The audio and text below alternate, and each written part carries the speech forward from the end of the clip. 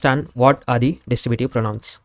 Distributive pronouns are used to address one amongst the many. For example, each, either, neither and none. So अगर बहुत सारी चीज़ों में से अगर एक को हमें एड्रेस करना है, चूज़ करना है, तो हम ईच का यूज़ करेंगे. अगर दो व्यक्ति, वस्तु, एंटिटी, आइडिया, इनको हमें चूज़ करना है दो पर्टिकुलर चीज़ों में से एक को, तो हम ईदर का यूज़ करते हैं. वही अगर हमें कोई भी चीज़ सिलेक्ट नहीं करनी है तो हम नीदर एंड नन का यूज़ करते हैं. तो डिस्ट्रीब्यूटिव प्रोनाउंस एक्चुअली एक एक करके बात करने के लिए यूज़ होता है, to choose one from the group. Now if we see closely the structure of distributive pronoun, then obviously हमारा subject would be singular. Then उसके बाद जो प्रेपोजिशन एंड नाउन होंगे that would be plural. Why? Because we are choosing out of the group. So group is always plural. बहुत सारे लोग होंगे, बहुत सारी एंटिटी होंगी, बहुत सारे आइडियाज़ होंगे. That's why our group is plural.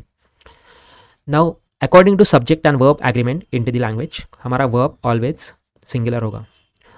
And obviously उसके साथ जो एडजेक्टिव होगा, possessive pronoun and adjective, that would be singular. This is the structure.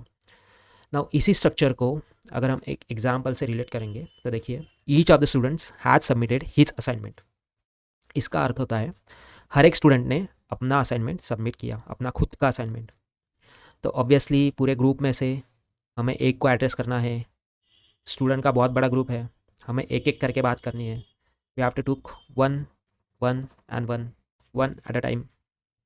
So that's why we have used what, each, which is singular subject, and that's why our verb is singular.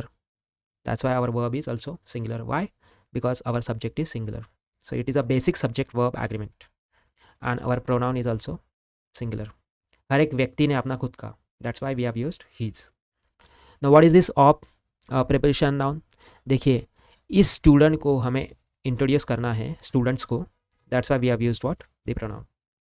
Okay, so ये pronoun preposition, and इस preposition का ये object होगा. Now दूसरा example देखते हैं. Neither of the roads goes to Delhi.